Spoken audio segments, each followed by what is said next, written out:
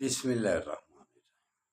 کھول کے دیکھ چشم دل لاتا ہے لطف کیا نماز میں، ہر طرف آتا ہے نظر نور خدا نماز میں۔ میرے دوستو، میرے برخوردارو، یہ وقت ہے اللہ کے ساتھ تعلق جوڑنے کا۔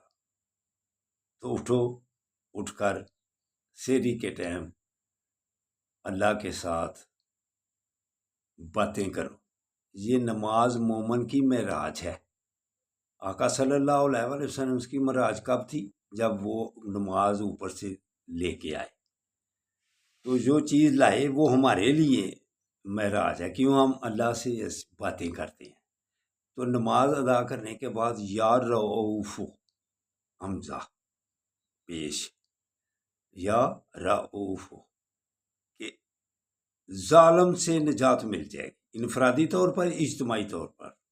تو ہمارا اس وقت اللہ سے تعلق جوڑنا، اللہ کے آگے گڑ گڑانا، اللہ ہماری مدد کرے گا، ورنہ اسرائیل تو دن دنا رہا ہے۔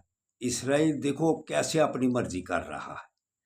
تو پوری دنیا کو پتہ ہے، پوری دنیا کو یہی پتہ ہے کہ اسرائیل نے ایران کو تباہ و برباد کر دینا ہے، جیسے غزہ میں کر رہا ہے۔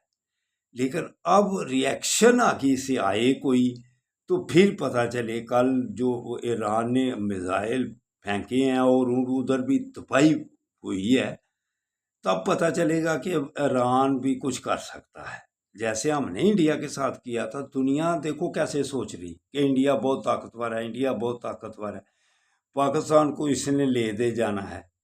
تو جب ریئیکشن آیا، آگے سے کچھ کیا پاکستان نے، تب عوام کے ذہن کھلے، پوری دنیا کے لوگوں کا ذہن کھلے ہوئے، پاکستان کچھ کر سکتا ہے۔ تو ایسے ہی ایران کے متعلق بھی یہی سوچ پوری دنیا میں پھیل گئی ہوئی تھی کہ یہ اس نے تو تباہ و برباد کر دینا ہے ایران کو، سارے کریم افسروں کی تو اس نے مار دی ہے، شہید کر دی ہے۔ لیکن جب ایران نے حملہ کیا تو ادھر بھی طرفلاٹ۔